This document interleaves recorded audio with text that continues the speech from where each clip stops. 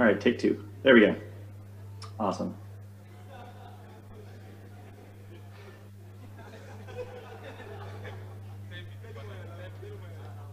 Hello, everybody. I'm Aaron, and I'm a Web Standards and Accessibility Advocate at Microsoft.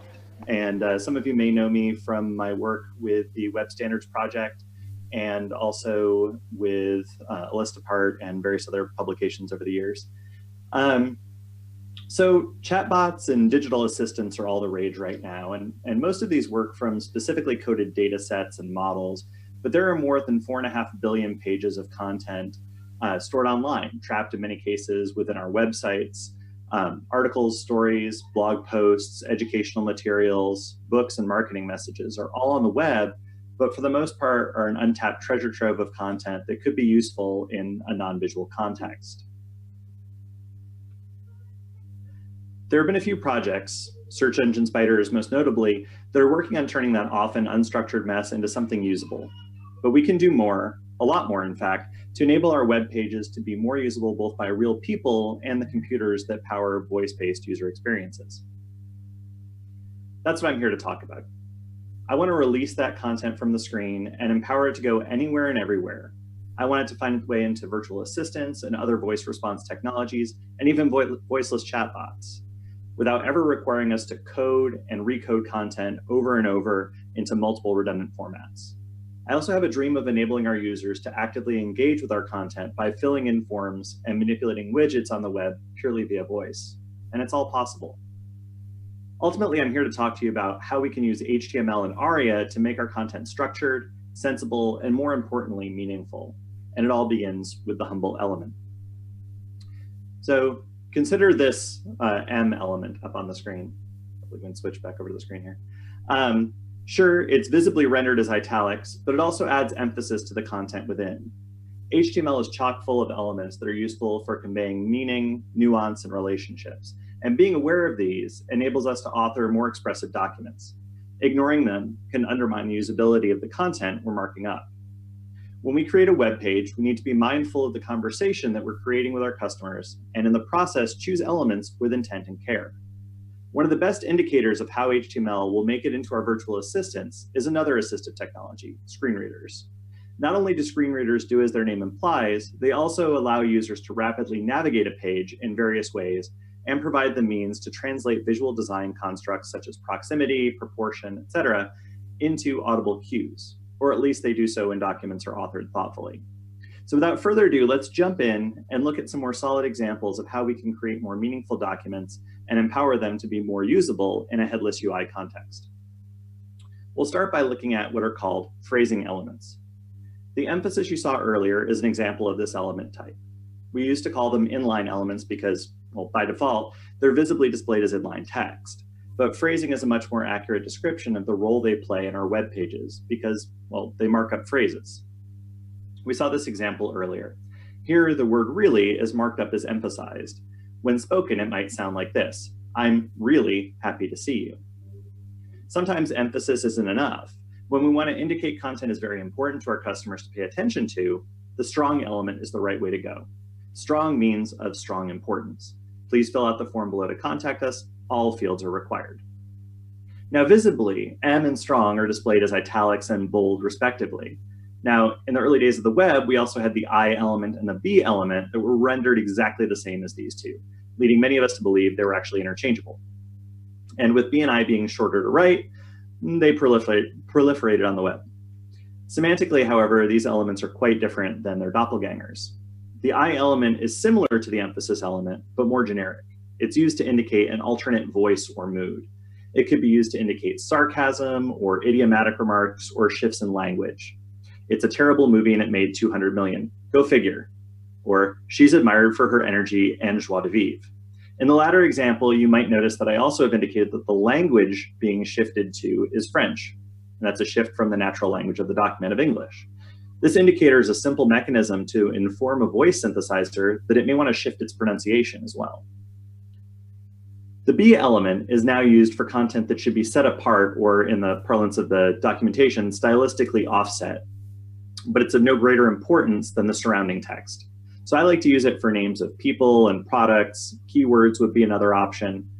Books, films, and other media have their own element, which is the cite element. Functionally, the B element is a lot like a span, generic phrasing content, albeit with a shorter tag. Now, HTML has other specialized phrasing constructs too, such as ABBR for abbreviations and acronyms. So here we have a ramp embedded in the staircase of Robson Square in Vancouver, BC.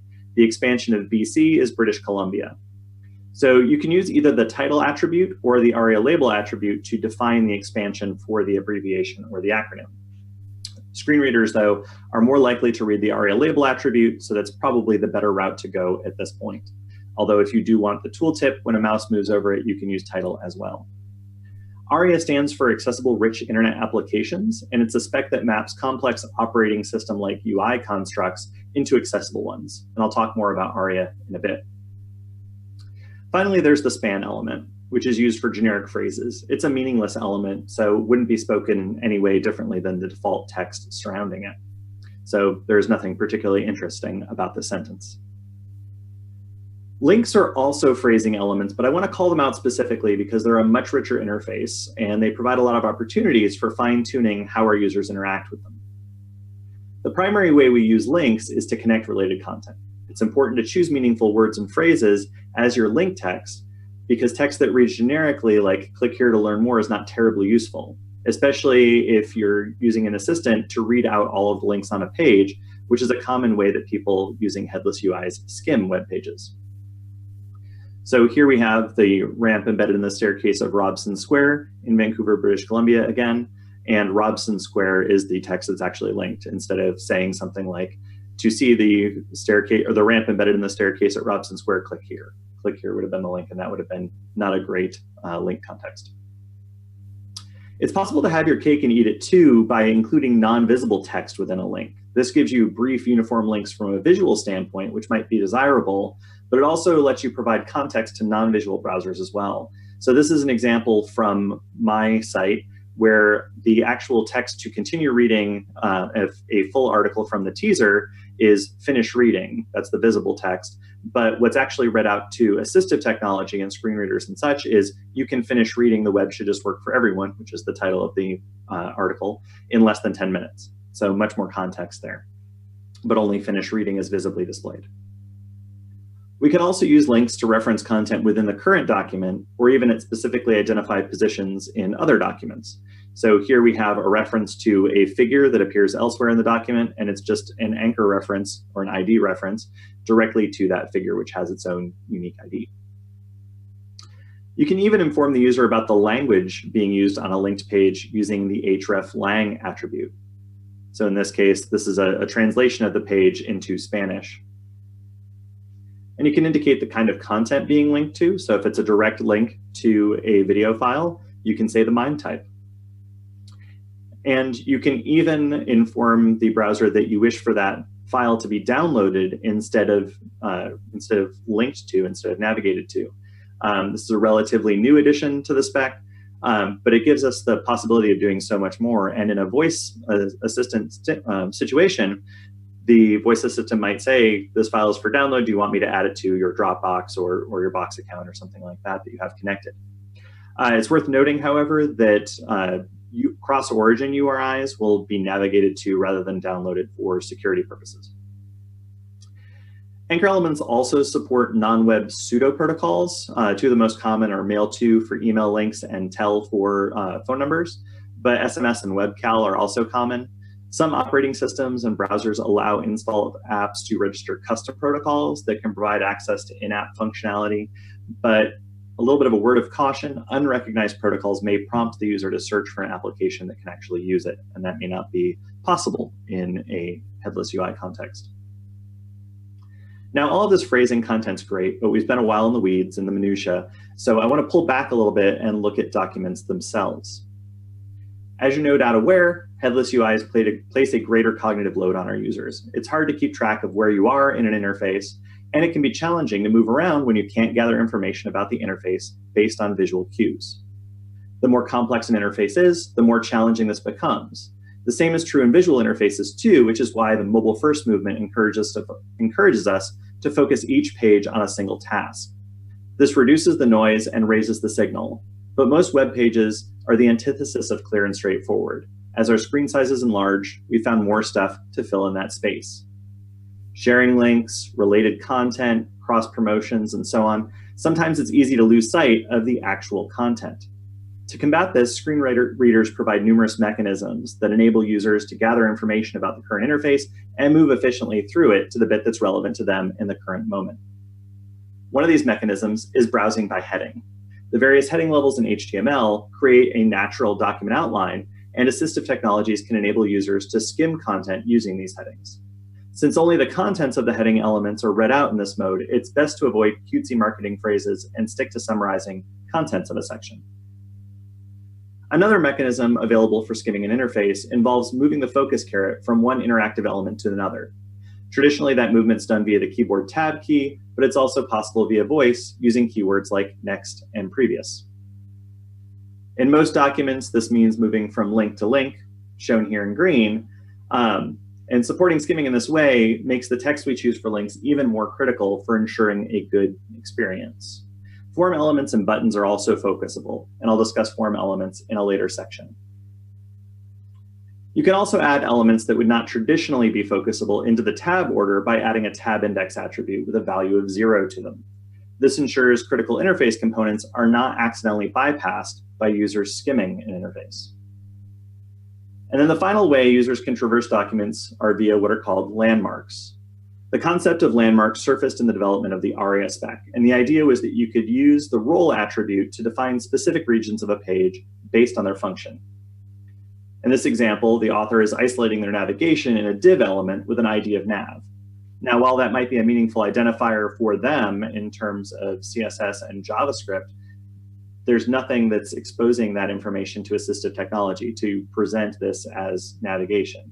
Adding a role of navigation, as shown here in green, makes that function explicit. There are numerous role values that are landmarks. Now let's take a look at a few of them in action.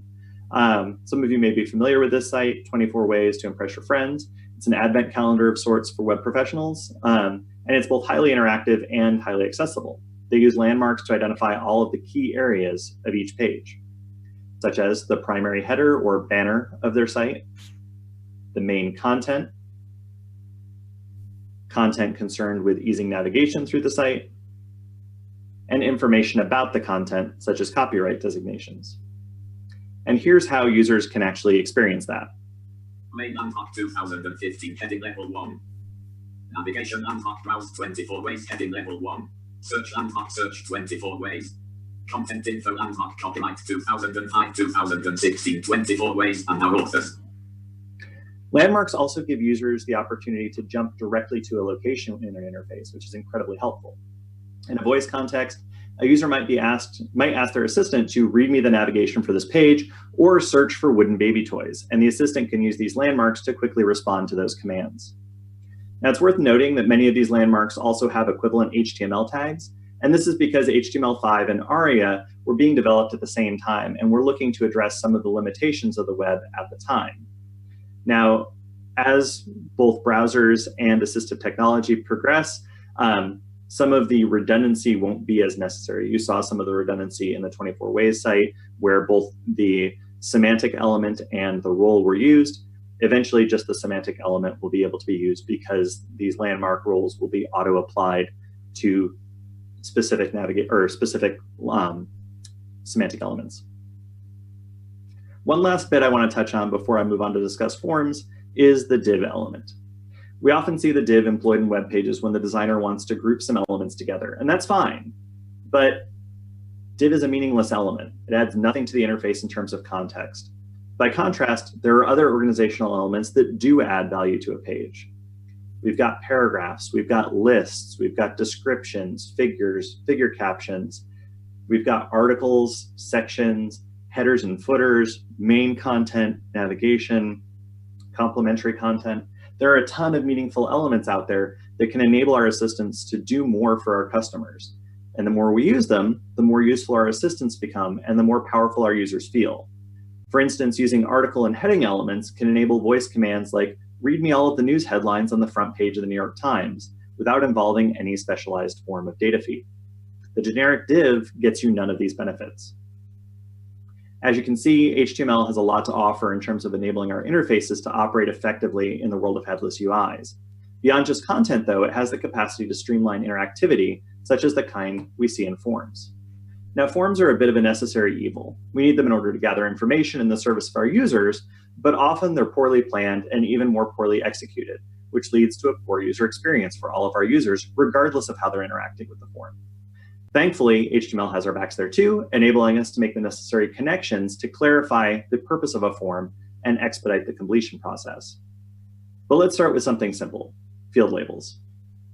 Now, while it may seem perfectly reasonable to mark up form fields like this with text and an input, there's no association of the question, what's your first name, and the text field that follows. To create that association, you need to use a label element. That'll ensure the label can be read by assistive technology when the field is focused.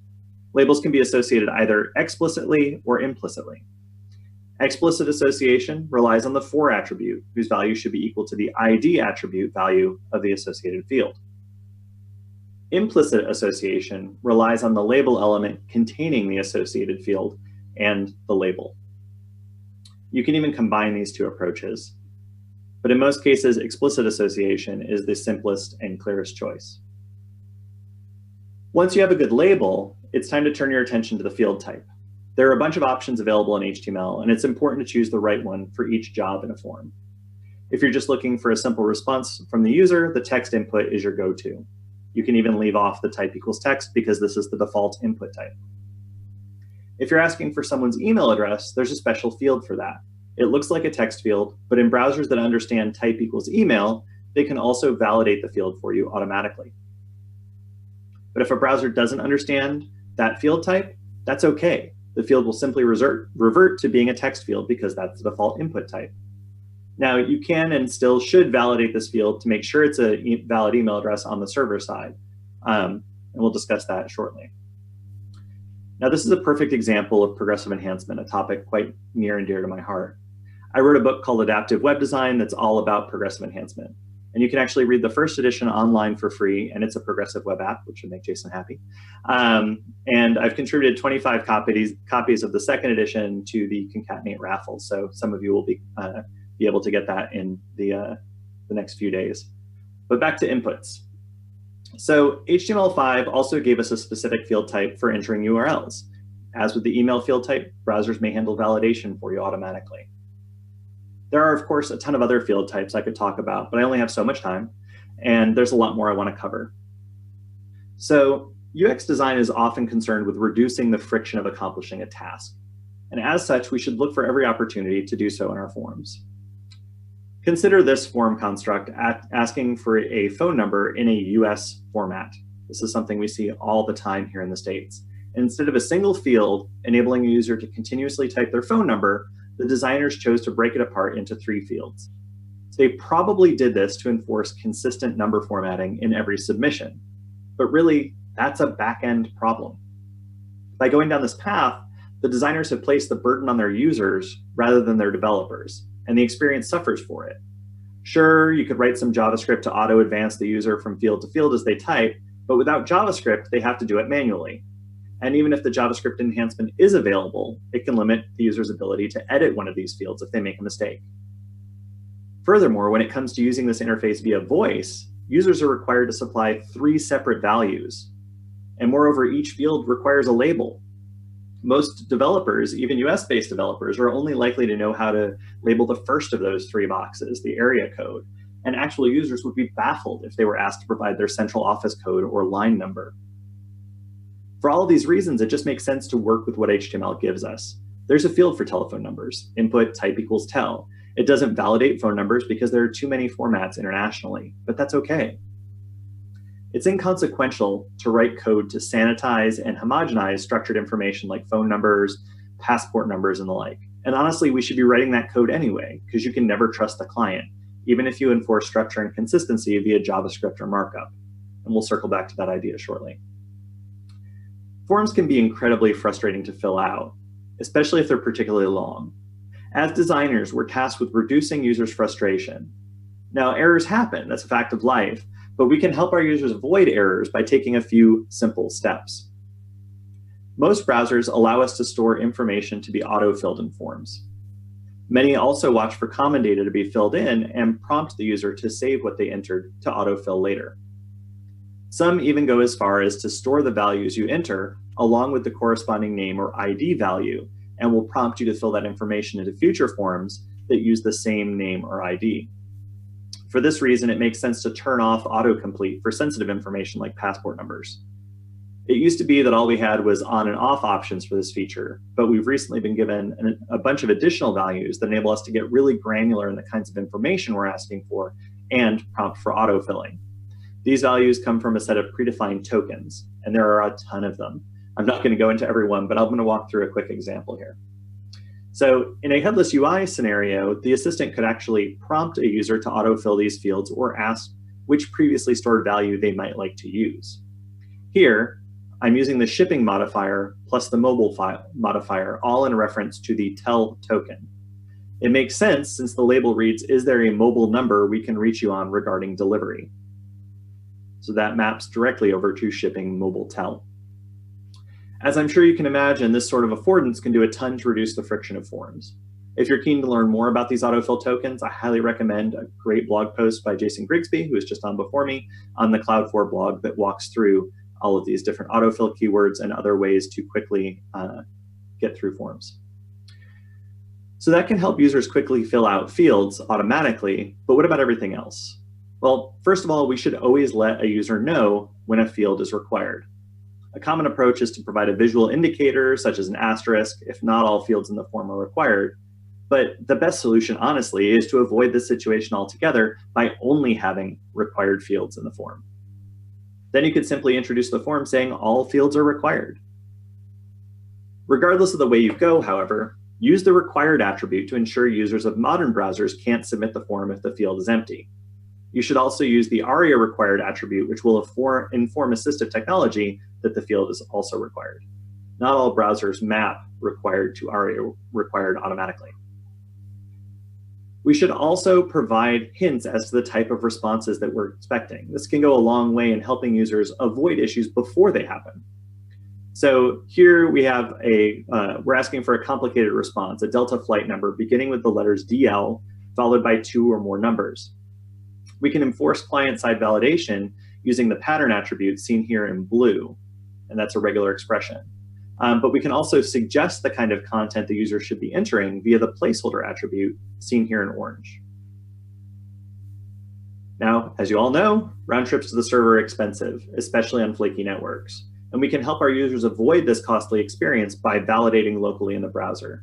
Traditionally, this meant using JavaScript, but as I've mentioned, we have a bunch of options in HTML5 that get the browser to do it for us for free. Client-side validation begins with noting required fields. It's worth mentioning also that we don't have a good native solution for choose one or more style checkboxes or radio controls, so you'll still need JavaScript for that.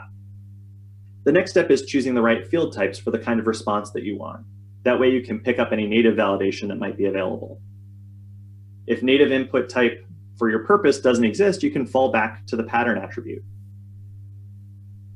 Browsers that implement HTML5 validation will automatically notify users of field errors inline, typically indicating the first error when the user attempts to submit the form. If you want more control or want to handle the validation in browsers that don't implement HTML5 validation, you can use the declarative instructions provided by the type attribute, required attribute, and pattern attributes to actually roll your own. Just be sure you do so in an accessible way. So in this code example, we're marking a field as invalid using the ARIA invalid attribute shown here in green.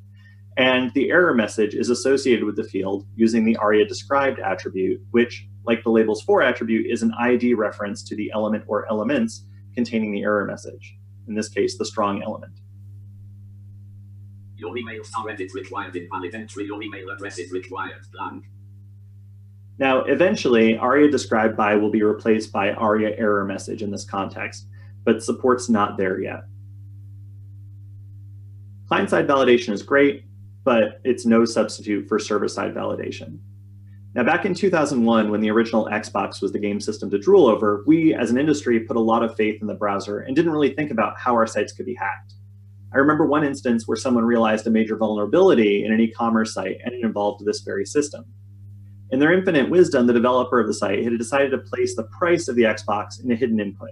Since it was hidden, no one could see it, and sure, an enterprising web designer could view source and see it, but these were the days before browsers had any tool for web developers to manipulate a page in real time. The thing is, browsers still did have a save option to save web pages for offline viewing, and once saved, the file was editable. So Daring Soul downloaded the page and adjusted the price to $1. They then loaded the local HTML document in their browser and submitted the form, which took them back to the original site with the Xbox in their cart for, you guessed it, $1. They checked out and got their nearly free Xbox a week later.